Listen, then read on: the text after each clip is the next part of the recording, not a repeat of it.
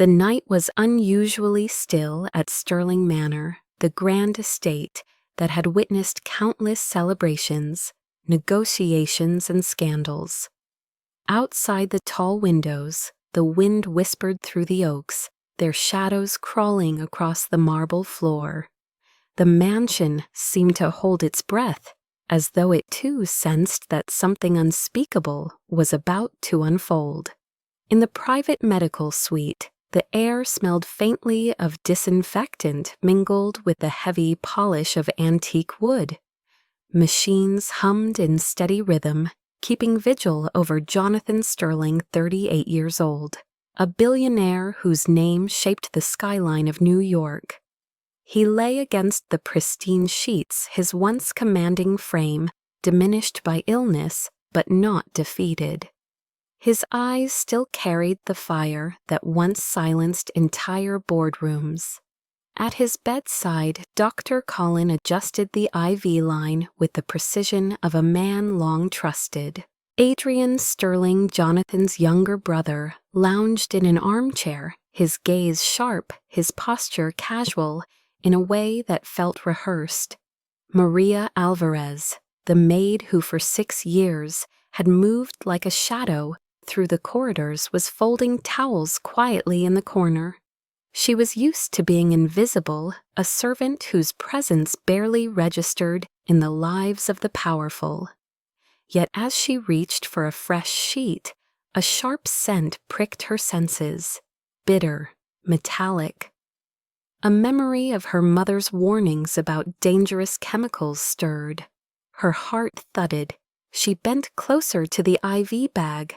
A faint almond odor seeped from it, and at the bottom, tiny crystals clung like frost. Her stomach twisted with certainty. Cyanide. She stared at Jonathan, pale but still breathing steadily, oblivious to the poison sliding into his veins. For a moment she froze, torn between silence and duty. She was a maid. Her words carried no weight here. One outburst could strip her of her job, the only lifeline for her ailing mother back home. Yet another drop, and Jonathan Stirling could be dead. Her decision came in a rush of terror and resolve. She lunged forward, her voice slicing through the sterile calm. "The IV is poisoned. Do not let it flow." The cry ricocheted against the high ceiling. The nurse gasped, her clipboard nearly slipping. Dr. Colin's head snapped around, fury flashing in his eyes. Adrian sprang from his chair, his face twisting with rage. "What did you just say?" Colin demanded, his tone thick with authority. "You dare interrupt treatment with nonsense." Maria pointed at the bag, her hand trembling, but her voice unyielding. "The smell, the crystals. It will kill him." Adrian strode toward her, his words like venom. "You are a servant, nothing more. Out of this room before I drag you out myself." The nurse shook her head in disbelief. Colin shielded the IV as though Maria herself were a threat. "She is hysterical," he declared. "Jonathan, please do not let this girl distract us." Maria's pulse roared in her ears. She could already imagine the guards seizing her, the disgrace of being thrown into the night. Yet the image of Jonathan, convulsing under the poison, gave her courage. "Please," she cried, "if you value his life, test it." For a heartbeat, the only sound was the steady beep of the monitors. Then Jonathan stirred. His lashes lifted, his gaze sweeping the room. His voice was weak, but edged with authority. "Wait." The single word silenced them all. Adrian blinked, incredulous. "Jonathan, you cannot be serious." But Jonathan's eyes burned with quiet command. He gestured faintly toward Maria. "Let her speak." Maria's throat tightened. She forced the words out steady, despite her fear. "Sir, I know this smell. I cared for my mother when she was ill. I know medicine. That bag is wrong. It will kill you if you let it continue." Colin's face hardened. "Nonsense. The medication is perfectly safe. Adrian scoffed. She wants attention. Fire her. But Jonathan's hand rose trembling but firm. Stop the IV. The nurse hesitated, torn between Colin's glare and Jonathan's command. Jonathan's tone sharpened stronger than it had been in weeks. Now. The line was clamped shut, the drip halting midstream. A heavy silence settled, broken only by the mechanical beeps. Maria's chest heaved. She had thrown her life on the line. Whether she had saved him or doomed herself would soon be revealed. Jonathan closed his eyes briefly, exhaling as if a burden had lifted. When he opened them again, his gaze found Maria's. For the first time, it was not master to servant, but man to woman, survivor to savior. In that silent exchange, a spark ignited a bond neither of them expected, and with it, the beginning of a story that would shake the walls of Sterling Manor and change both of their lives forever. Maria Alvarez had been a shadow in Sterling Manor for 6 long years, moving through its endless hallways with quiet footsteps and lowered eyes. Born in a crowded district on the edge of the city, she had grown up with the constant sound of sirens and the scent of concrete after rain. Her mother, once a lively seamstress, had collapsed one morning with her hand on her chest, and from then on, heart disease ruled their household. Maria had been only 19 when she dropped out of nursing school to work full-time, desperate to keep the medications flowing and the rent paid. When an agency offered a position as maid in the grand estate of the Sterling family, she accepted without hesitation. At first, the manor overwhelmed her with its chandeliers, like frozen waterfalls, and its staircases that spiraled toward ceilings painted with angels. The family barely noticed her. Jonathan Sterling was rarely home in those early years, consumed with building towers of glass and steel that carried his name. He was already a billionaire before 30 married then to a woman the newspapers called a socialite princess.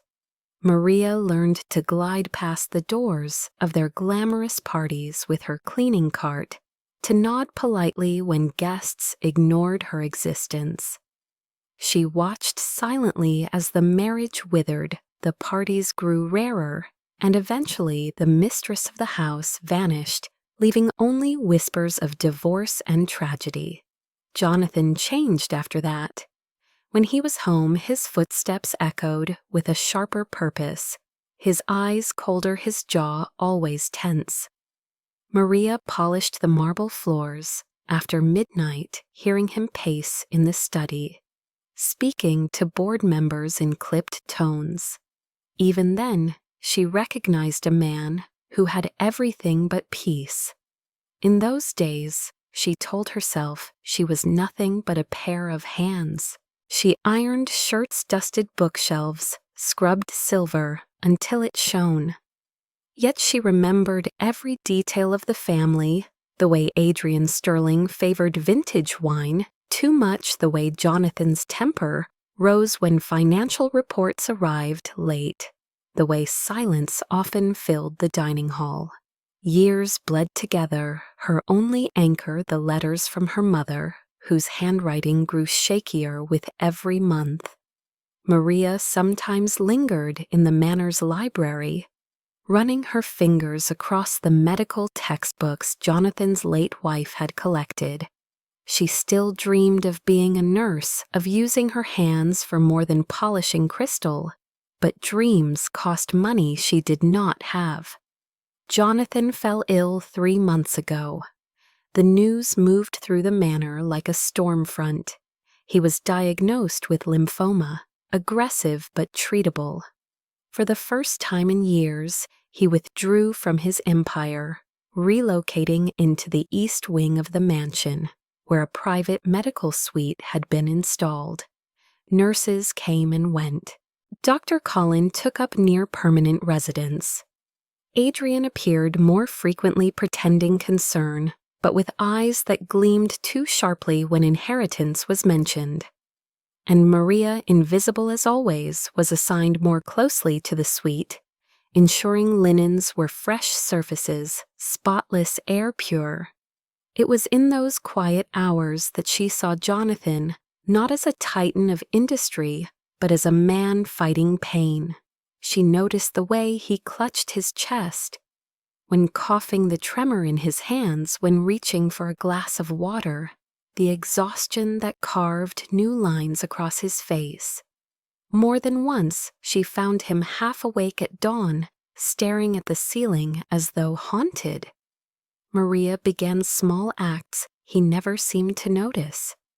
She placed flowers from the garden near his bed, changed sheets before they grew damp with sweat-adjusted curtains to let in the morning light. She whispered fragments of stories when she thought he was asleep, tales her mother used to tell her about courage and love. She did it not for thanks, but because she could not stand the silence of illness. One night, while refilling the humidifier, she caught Jonathan watching her.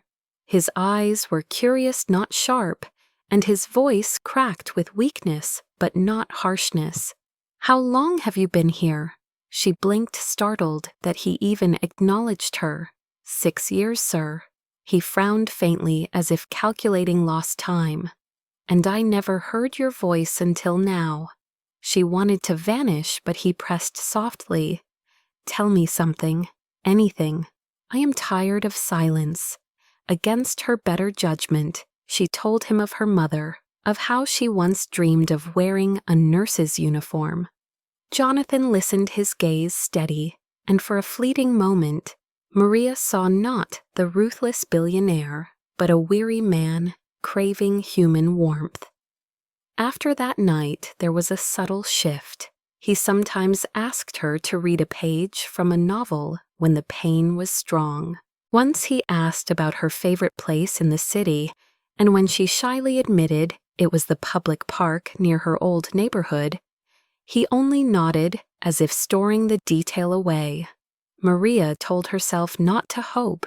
She was a maid. He was a sterling, worlds apart. Yet something tender unspoken had taken root. Meanwhile, shadows gathered elsewhere in the manor. Adrian lingered in corners, his conversations with Dr. Colin hushed and urgent. Maria once paused in a hallway and heard fragments she could not ignore. Adrian's voice low and impatient. "He is delaying. If he signs that document, the foundation takes everything." Colin's reply, calm, calculating. "The illness alone will not end him quickly, but complications arise every day. A reaction here, a sudden collapse there." Who could question it? Maria had pressed herself against the wall, her breath caught. The words seared into her mind. Later she dismissed them as misheard, yet unease gnawed at her. She began noticing the IV bags more closely, the way some were switched in hurried hands, the way certain nurses she did not recognize came for short shifts. Once she found a faint residue at the bottom of a discarded bottle, crystalline and suspicious. Doubt hardened into fear. Still she remained silent, because who would believe her? She was just Maria, the invisible maid. But in her heart she knew something was very wrong, and that knowledge became a weight she could not put down. When Jonathan's eyes softened with trust during their quiet conversations, she felt torn between comfort and dread. She wanted to protect him, yet she feared her voice carried no power. It was this silent battle that prepared her for the night. She smelled the bitter almonds rising from the IV bag. It was this history of invisibility and careful observation that made her act with the desperation of someone who had nothing to gain and everything to lose. And it was this act that changed the course of both their lives forever. The night after Maria's cry still hung over the mansion, like a storm that refused to pass. Jonathan had ordered the IV bag removed and stored, and for the first time in years, his command had been directed not at his board or his lawyers, but at the servants who were told to seal it in the wine cellar until further examination. Adrian fumed quietly.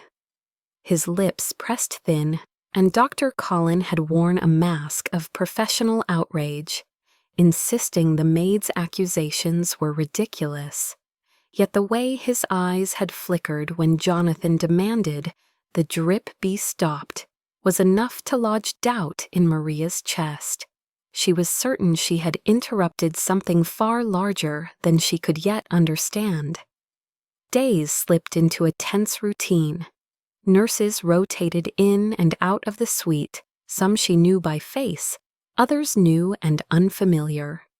Adrian remained close, speaking in low tones with Colin whenever Jonathan drifted into restless sleep.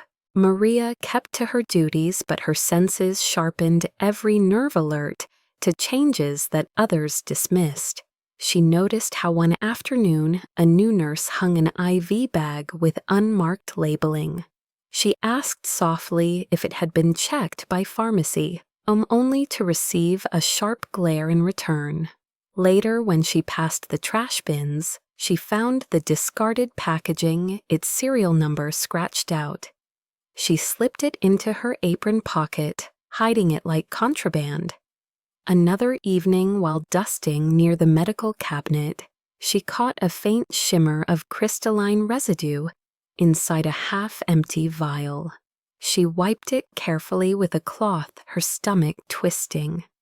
She had seen similar patterns once when cleaning household pesticides. The memory chilled her. She tucked the cloth away, unsure who she could show it to without risking everything. Her unease grew heavier after a night when she carried linens past the study and paused at the sound of voices. Adrian's tone was sharp, impatient. He lingers. Every day he lingers. If he recovers enough to sign the new will, I am finished. Colin's reply came smooth, calculated. Patience. The body is fragile. One unexpected reaction to treatment, and the blame falls on fate. Who questions when cancer wins earlier than expected? Maria's breath caught. She pressed against the wall, heart racing. Their words were unmistakable now. They were planning to push Jonathan toward death sooner than his disease demanded. She clutched the linens to her chest, forcing herself not to run. Her thoughts whirled as she returned to the servants' wing. Should she warn Jonathan? What proof did she have beyond whispers and smells? If she spoke, she could be accused of slander, lose her position, perhaps even be silenced by those very men. She spent sleepless nights wrestling with the choice, her mind torn between survival and conscience. In the mornings, her eyes ached from lack of rest, yet she kept her composure, serving breakfast trays, polishing the wood, standing silently at the edges of rooms where powerful men discussed Jonathan's empire as though he were already gone. One dawn, while changing sheets, she found Jonathan awake watching her. His voice was quiet but penetrating. "You do not sleep, do you?" She nearly dropped the linens. "I manage, sir." He studied her face as though measuring the weight behind her words. "You hear things, more than you should. You notice what others ignore." Her lips parted, but fear sealed them again. He gave a faint smile, though weariness shadowed it. "Do not think I have not seen it. For years I walked these halls as if alone. But you, Maria, you have always been here. Silent, invisible, but here." Something inside her cracked. She wanted to tell him everything, the whispers, the crystals, the smell of almonds, but the risk loomed too great. Instead, she swallowed and nodded, promising herself she would find proof. Days later, that proof nearly presented itself. She was passing the corridor leading to the library when she saw Colin slip from Jonathan's suite, a satisfied smile curling his lips. He scribbled something into a chart before handing it to Adrian, who looked equally pleased. Maria waited until they disappeared down the hall, then hurried to the nurse's station. She asked innocently about Jonathan's condition. The senior nurse, Brenda, whispered that Jonathan had stabilized and was stronger that morning. Maria forced a smile, but inside dread coiled. Why would Colin look pleased if Jonathan was improving? She returned to her quarters, pulling the cloth with the crystalline residue from beneath her mattress. She stared at it, debating whether to risk showing it to someone. But who other staff might dismiss her? Authorities would laugh at a maid accusing a respected physician. Alone, she carried the burden, her fear mounting. Then came the night she saw a stranger in the mansion. She had risen early to fetch cleaning supplies before the household stirred. As she crossed the east corridor, she glimpsed a man dressed in a lab coat carrying a slim black case. He moved with stealth, avoiding eye contact, his steps purposeful toward Jonathan's suite. Maria's instincts screamed. She trailed him from a distance, her heart hammering. At the door of the suite, he glanced both ways, then slipped inside. Maria pressed against the wall, peering through the narrow crack. Her breath froze. The man placed the case on the table, withdrew a syringe-drew liquid from a vial, and injected it directly into the IV bag. Jonathan slept unaware, his chest rising and falling in fragile rhythm. Maria clapped a hand over her mouth to stifle a cry. Moments later, the man packed his tools and exited, brushing past her without a glance, heading toward the service elevator. She waited until the doors closed before rushing into the suite. Jonathan stirred at the noise, confused, but Maria ignored him. She lunged for the IV stand, twisting the clamp shut. Her voice shook but carried desperation. "Please do not let it run. Someone poisoned it." Jonathan blinked at her, bewildered. "What are you talking about?" She pointed, trembling. "Smell it. The liquid is cloudy. It will kill you." For a long moment he stared at her, as though she had lost her mind. But as he leaned closer, his expression shifted. A faint odor drifted up, bitter and unmistakable. His eyes widened with alarm. He pressed the nurse call button with a trembling hand, his voice ragged. "Seal this bag, now." That command marked the beginning of the unraveling. For the first time, Colin's composure cracked when confronted with the evidence. Adrian's fury masked a deeper fear. Maria knew then that the storm was breaking. The clues she had collected, the whispers she had overheard, the crystallized residue, everything pointed to the truth she had feared. They were trying to kill Jonathan, and she alone had dared to stop them. What she did not yet know was how dangerous it would be to stand in their way, or how deeply her life would intertwine with the man she had just saved. The atmosphere in Sterling Manor shifted after that night. What had once been a house of silent routines became a place humming with suspicion. Jonathan ordered additional security posted outside his suite, though he refused to disclose why. The contaminated IV bag had been sealed away under lock, but its presence was like a ghost, haunting every corridor. Adrian prowled the halls with a restless fury, speaking curtly to staff, while Dr. Colin carried himself with stiff indignation, declaring that his decades of medical service were being insulted by baseless paranoia. Yet beneath their words, Maria could sense the tremor of fear. They knew Jonathan had begun to doubt them. For Maria, the days became a balancing act of fear and resolve. She kept her head down during chores, but Jonathan's eyes followed her now, measuring her as if she were no longer invisible. One evening, while she arranged flowers by his bedside, he spoke with the quiet authority of a man used to being obeyed. "Close the door." The command startled her. She obeyed, shutting out the nurse who lingered nearby. Jonathan's gaze held hers. "Tell me the truth. What exactly did you see that night?" Her fingers twisted in her apron. "A man came in, not a nurse I had seen before. He injected something into the IV bag. I smelled almonds. I remembered what my mother taught me about poison. That is why I shouted." Jonathan was silent, watching her. "And before that you have been restless for weeks." She swallowed. Secrets pressed against her lips, but his insistence broke her. She told him about the whispered conversations in the hall, about Adrian's impatience, and Colin's chilling calm, about the residue she had hidden away in a cloth beneath her mattress.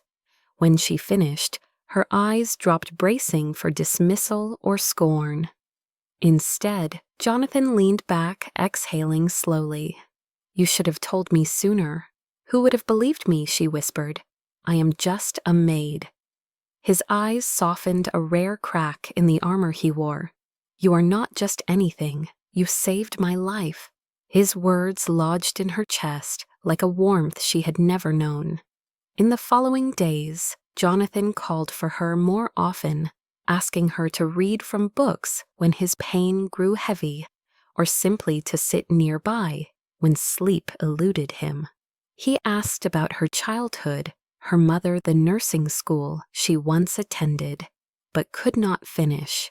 Maria answered cautiously at first, but gradually the walls fell. She told him about the nights she studied under dim light, while caring for her mother, about the pride she once felt when she wore a trainee's uniform and the heartbreak of giving it up when bills crushed her. Jonathan listened with an intensity that unnerved her. One night after she closed a novel, he asked, "Do you still dream of it?" Her voice broke. Dreams do not feed hungry mouths, but if they could, she looked away, unwilling to indulge fantasy. He reached out his hand, frail but warm as it covered hers. "Maria, you have given me more than any medicine. You give me the will to keep breathing." Tears stung her eyes. She wanted to pull back, to remember her place, but something stronger rooted her there. In that moment, the lines between master and servant blurred. They spoke more in the nights that followed. Jonathan confessed things he had never told, his board, or even his late wife, how the empire he built had become a prison, how he trusted almost no one, how the thought of dying alone in a gilded room terrified him more than death itself. Maria listened, her heart twisting. She had thought of him as unreachable, a man carved from steel and fortune. Now she saw his fragility, his longing for something beyond wealth. She began to care for him, not because he was her employer, but because he was a man wounded in ways she understood. Still, fear haunted her. The threat had not passed. She noticed Adrian watching her with cold suspicion, his jaw tight whenever Jonathan called her closer. Colin avoided her eyes but lingered too long near the medical equipment. Once, while delivering tea, she caught Adrian muttering to Colin, "We cannot let her stay near him. She is ruining everything." Their words confirmed what she already knew. She was now a target too. Yet when Jonathan asked her to stay, she could not deny him. One evening, thunder rolled outside and the manor's lights flickered. Maria sat by Jonathan's bed reading aloud when a flash of lightning illuminated his face. He was watching her, not the book. "Do you know," he murmured, "that in all my years of power and privilege, no one has ever looked at me the way you do?" She closed the book, heart pounding. "How do I look at you?" His lips curved faintly, "Like I am human. Not a title, not a fortune, just a man." Silence stretched between them, filled with the storm outside. Maria's breath caught as his hand reached for hers again. She should have pulled away. Instead, she let their fingers entwine. In that fragile connection bloomed something neither dared name yet both felt: the beginning of love. From then on, Jonathan's strength seemed to rally not from medicine alone, but from the presence of the maid who refused to let him slip into darkness. And Maria, though still afraid, discovered a courage she had never known. For she was no longer invisible. She was seen. She was trusted. And in the depths of Stirling Manor, against every boundary of class and power, something miraculous was taking root. The storm of suspicion inside Stirling Manor reached its peak on a night heavy with tension. Rain lashed against the windows, lightning lit up the corridors, and the entire household seemed caught in the grip of something ominous. Jonathan had grown stronger in recent days, his eyes clearer, his voice steadier, yet that very improvement made Adrian restless. Maria noticed it in the way Adrian paced outside the suite, speaking in clipped tones to Colin, his expression dark. Something was about to happen. She could feel it in her bones. The evening began quietly enough. Maria brought fresh linens into the suite, humming softly to ease her nerves. Jonathan sat propped against pillows, reviewing a document he had demanded from his lawyers earlier that day. It was the draft of his new will, the one that would divert much of his fortune into a charitable foundation. Maria saw the determination in his eyes, and also the danger it posed to those who wanted him gone. She tried not to stare as he read, but the weight of his decision hung heavy in the air. Close to midnight, the nurse on duty announced she was preparing a new IV bag. Maria's senses sharpened instantly. She watched as the bag was removed from a cooler and hung on the stand. For a heartbeat, everything appeared normal. Then, as the liquid began to drip, a faint but unmistakable scent wafted toward her. Almonds. Her stomach clenched. Her throat tightened. It was happening again. Terror and rage surged within her. She could not allow herself a second of hesitation. With her voice ringing louder than the storm, outside she cried out, "The IV is poisoned." The words echoed, shattering the quiet. The nurse gasped, almost dropping the line. Colin stormed forward, face contorted with fury. "Enough of this nonsense. You are deranged. This is medicine, not poison." Adrian's eyes blazed as he leapt from his chair. "Throw her out now. I warned you she would ruin everything." The guards stationed at the door stiffened, unsure whether to intervene. Maria planted herself between Jonathan and the IV stand, her chest heaving. Her finger pointed at the cloudy bag. "Smell it," she demanded. "Look closely. You will see the crystals. If you let it run, he will not last the night." Colin scoffed. "Ridiculous. Jonathan, listen to me. She is hysterical.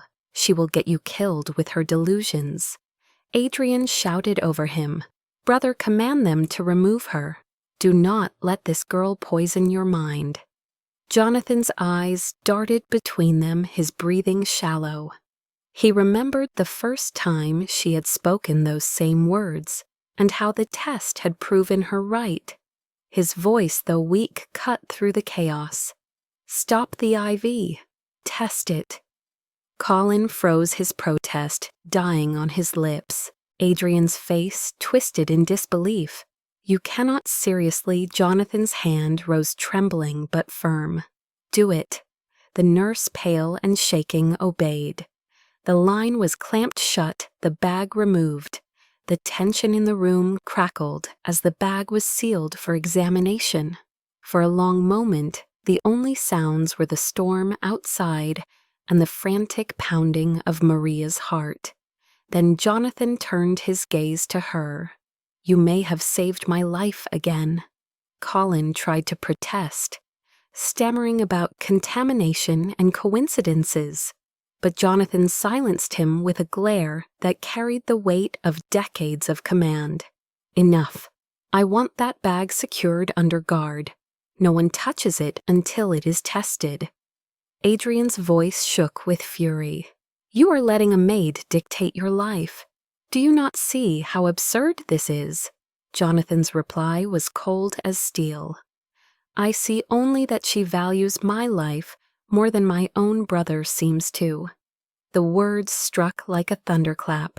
Adrian's jaw clenched, his hands curling into fists. He turned sharply and stormed from the room, Colin trailing behind him with his face dark. The guards closed the doors, leaving the suite tense but safe for the moment. Maria stood trembling, uncertain if she had crossed a line she could never return from. But Jonathan reached out his fingers, brushing hers. "Do not doubt yourself. You were right to speak. Without you, I would already be gone." Tears stung her eyes. She sank to the chair beside his bed, her hands clasped tightly together. "I was so afraid you would not believe me." He studied her face, his expression softening. "You are the only one I believe anymore." Outside the rain eased, but inside Stirling Manor, the storm had only just begun. The second cry of warning had not only saved Jonathan again, it had shattered the fragile facade of family loyalty. The battle lines were drawn. Adrian and Colin had been exposed, if only to Jonathan and Maria. And with that exposure came danger, unlike anything Maria had ever faced. Yet as Jonathan's hand lingered near hers, warm and trusting, she felt the stirring of something stronger than fear. Love, fragile but undeniable, had taken root in the unlikeliest of places. The morning after Maria's second cry, the manor felt heavier than stone. Jonathan did not allow himself to sleep deeply. He lay awake listening to every creak of the floorboards, every hushed whisper beyond the suite door. His body was weak, but his mind was sharper than it had been in weeks, sharpened by fear and fury. Twice his life had been saved by a woman the world dismissed as invisible, and twice those he was supposed to trust had been unmasked by her courage. He could no longer ignore what was unfolding inside his own house. The sealed IV bag was locked in a steel cabinet under guard. Jonathan ordered a private laboratory team to come without delay, bypassing Colin's authority entirely. Hours later, the results returned. The bag contained lethal traces of cyanide, enough to stop his heart within minutes had the infusion continued. The evidence was undeniable. Jonathan demanded to see Adrian and Colin in his study. Maria stood near the wall, silent but steady, refusing to leave though her hands trembled in her apron. Adrian entered with his chin high, Colin trailing like a shadow, but both men stiffened when Jonathan pushed the report across the desk. "Explain this," Jonathan said, his voice low but searing, Colin's face drained of color. "There must have been contamination in storage." "It is a tragic mistake. Do not insult me," Jonathan cut in. "Twice Maria risked everything to stop your so-called treatment. Twice she was right. This is no mistake. This is attempted murder." Adrian's eyes flared, his composure cracking. "You are letting a servant poison your mind. She has tricked you into believing lies. Jonathan leaned forward, his gaze icy. She has nothing to gain. You, however, have everything to gain from my death.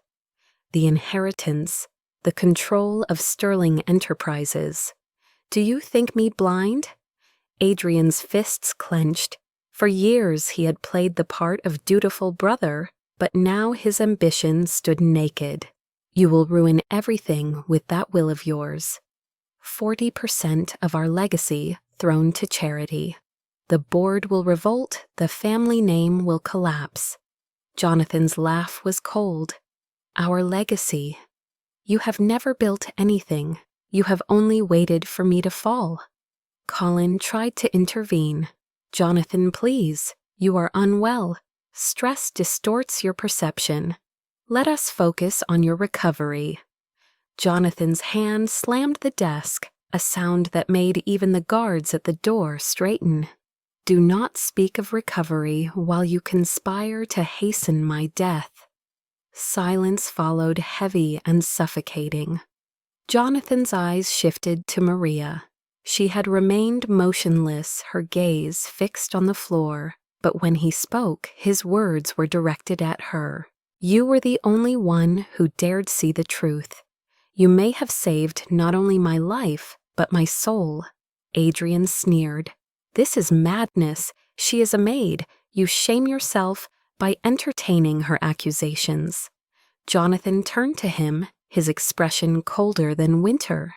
No, Adrian, the shame lies with you. He signaled the guards. Escort them both out. They are forbidden from re-entering my suite until further notice. Colin's license will be reported. Adrian, pray I do not take this further. Adrian's face twisted with rage. But faced with armed guards, he retreated, spitting words of venom. You will regret this, Jonathan. That girl will destroy you. The doors slammed behind them, and for a moment, silence reigned. Jonathan exhaled, his strength faltering, but he forced himself to stand. He approached Maria, who still stood rooted in shock. He reached for her hand, gripping it tightly. You exposed them. Without you, I might already be in the ground. Do not ever believe your voice is worthless. Maria's throat ached. They will not forgive me. They will try again. Jonathan nodded grimly. Then we face them together. From that day forward, Jonathan relied less on the household staff, chosen by Adrian, and more on Maria. She became his confidant, his eyes and ears in a manner filled with treachery.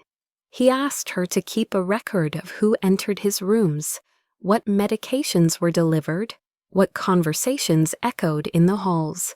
She obeyed not as a maid, but as an ally. And as the truth solidified, so did their bond. Late one night, Jonathan confessed what haunted him most. I once believed family was protection. Now I see it can be poison. Yet you who owe me nothing risked everything. Why, Maria's answer was simple, her eyes glistening. Because every life has value, even yours. Jonathan's chest tightened with emotion he had not allowed himself in years. He touched her cheek gently, reverently. And perhaps, Maria, so does every love. The truth of the conspiracy had been revealed, but with revelation came danger. Adrian had been exposed, but he was not defeated. Colin had been dismissed, but he still had influence. The storm was far from over. Yet in that storm, two hearts had found each other, fragile but unbreakable, bound by trust born in fire. In the weeks following Adrian and Colin's expulsion, Sterling Manor underwent a transformation. Guards were doubled, unfamiliar staff dismissed, and the once quiet corridors now echoed with the disciplined steps of private security.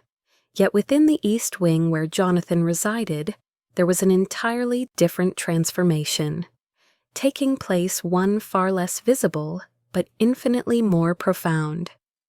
Jonathan's health began to improve. The absence of Colin's interference allowed legitimate specialists to administer correct treatment, and slowly strength returned to his body. His color improved, his appetite cautiously resurfaced, and though nights of fever and weakness still came, he now met them with a resilience, fed not only by medicine, but by something warmer. Maria was constantly at his side, no longer the invisible maid who slipped silently through rooms. She became his anchor. She read to him for hours, her voice steady, even when his breathing grew rough. She brought fresh flowers into the suite, sometimes wild blossoms.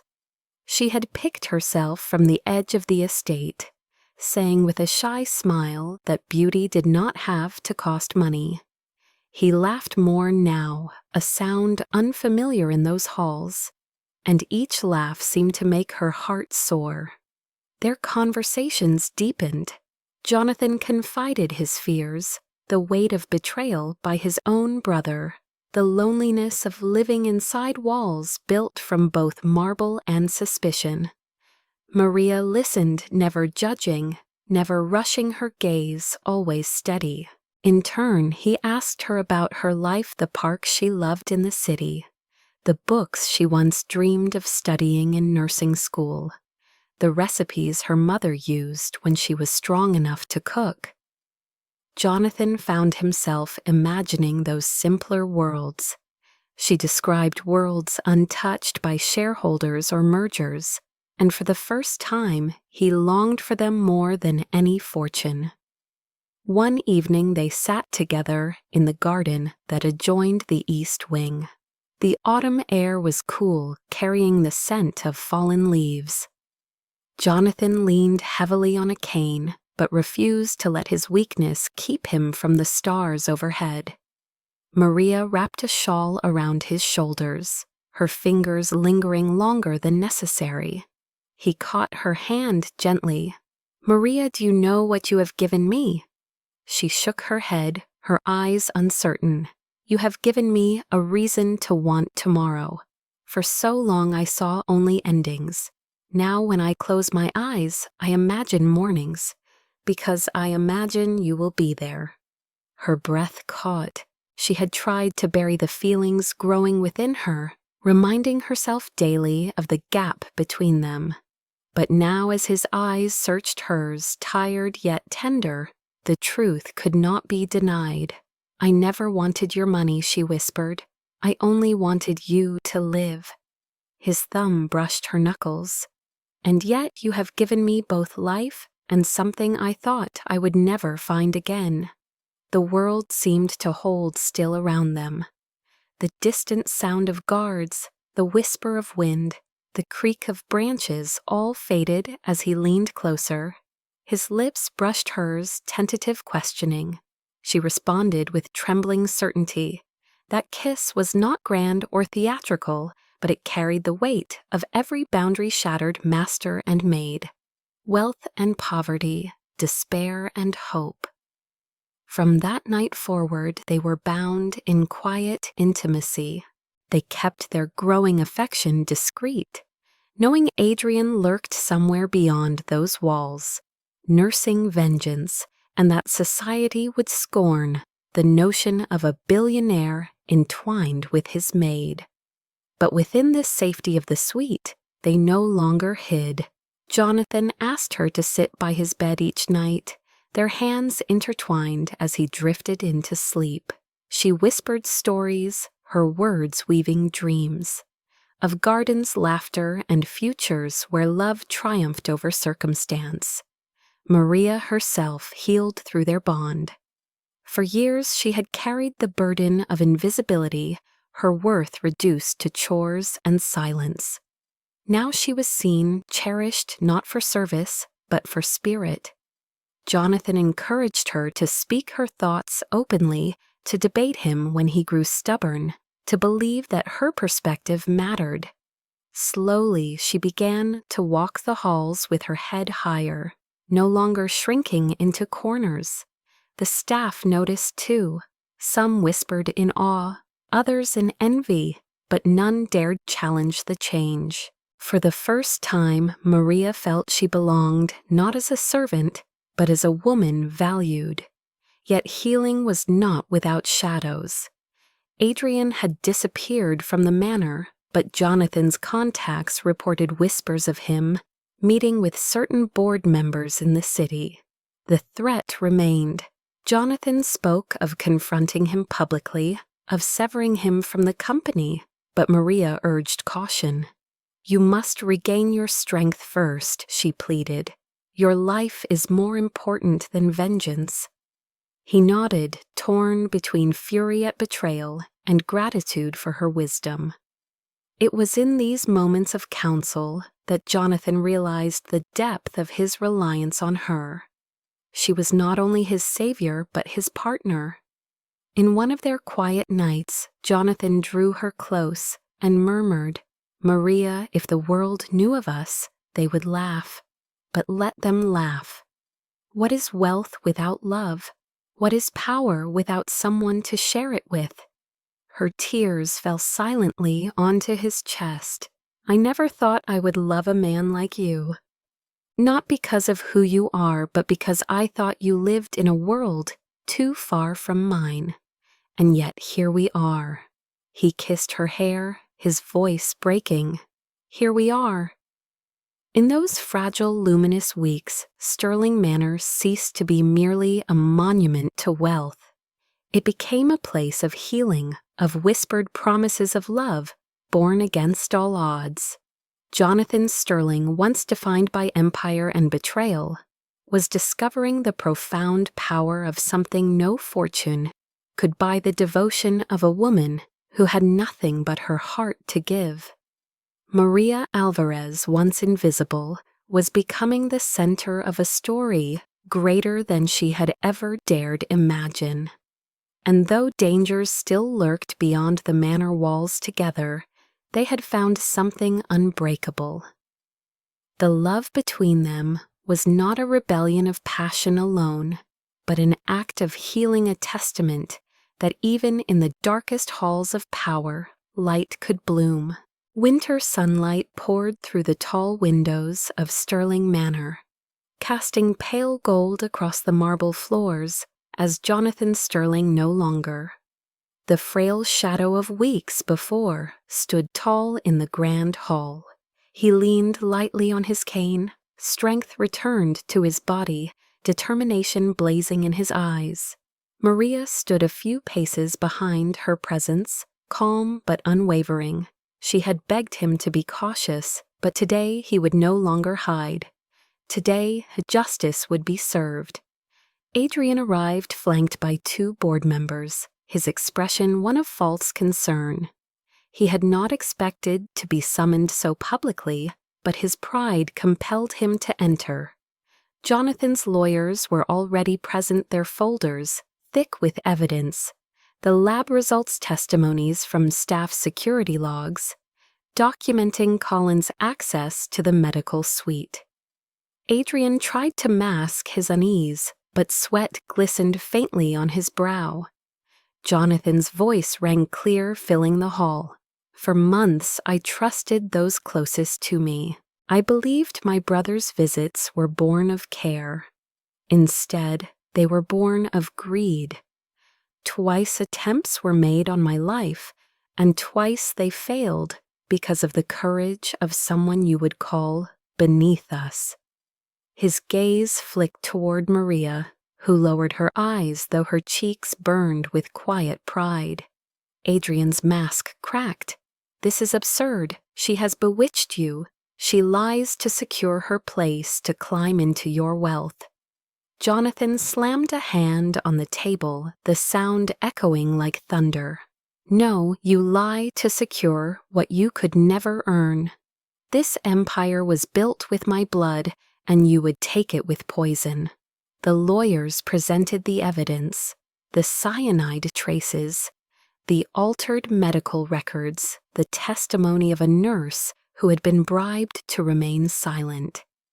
Adrian's protests faltered with each revelation, his voice rising in desperation. The board members shifted uncomfortably, the truth undeniable. Jonathan straightened his voice steady with finality. Effective immediately, Adrian Sterling is stripped of all authority in Sterling Enterprises.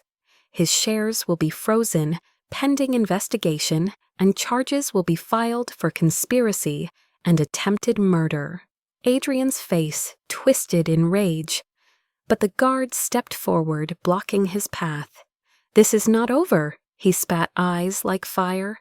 "You will regret choosing her over family." Jonathan's reply was cold steel. "She has shown more loyalty than you ever did. She is my family now."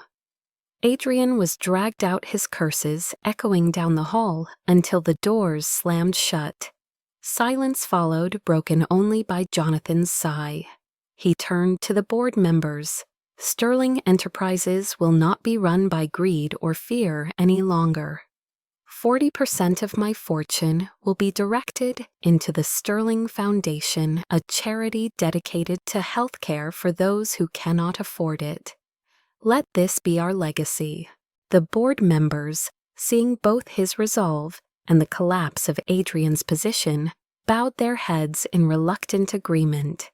When the room cleared, Jonathan turned to Maria.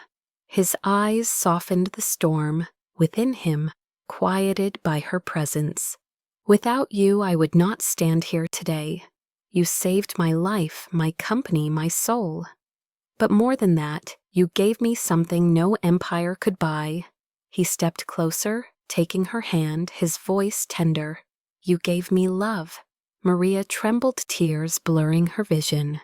"People will talk. They will never accept." He silenced her with a gentle finger against her lips. "Let them talk. We do not need their acceptance. We only need our truth." He reached into his pocket and drew out a small velvet box. The light caught the ring inside, simple yet elegant. Maria gasped, her hand flying to her mouth. "Jonathan." He dropped to one knee, his eyes never leaving hers. "Maria Alvarez, you saw me not as a fortune or a dying man, but as a human being. You gave me reason to fight, to hope to love again. Will you marry me?" The tears spilled freely now. Her hands shook as she nodded, words caught in her throat. "Yes," she whispered. "Yes." He slipped the ring onto her finger, rising to pull her into his arms. For the first time in years, Jonathan Sterling felt whole. The scandal would rage, newspapers would feast on the story of a billionaire marrying his maid, tongues would wag in boardrooms and society circles. But none of it mattered. In the quiet of Sterling Manor's garden under the winter sun, Jonathan and Maria exchanged vows in a small ceremony, attended only by a handful of loyal friends and staff. There were no chandeliers, no orchestras, only the raw beauty of love that had survived betrayal and death. As Jonathan placed the band upon her hand, he whispered, "This is our beginning." Maria smiled through tears, her heart steady. "And no one can take it from us." Their lips met, sealing a promise that transcended wealth and status. Around them, the garden bloomed with early buds, a symbol of life reborn. The empire would rebuild, the scandal would fade, but their love born in shadows, tested by poison, healed by trust, would endure. Love beyond class, love beyond fear, love beyond all else.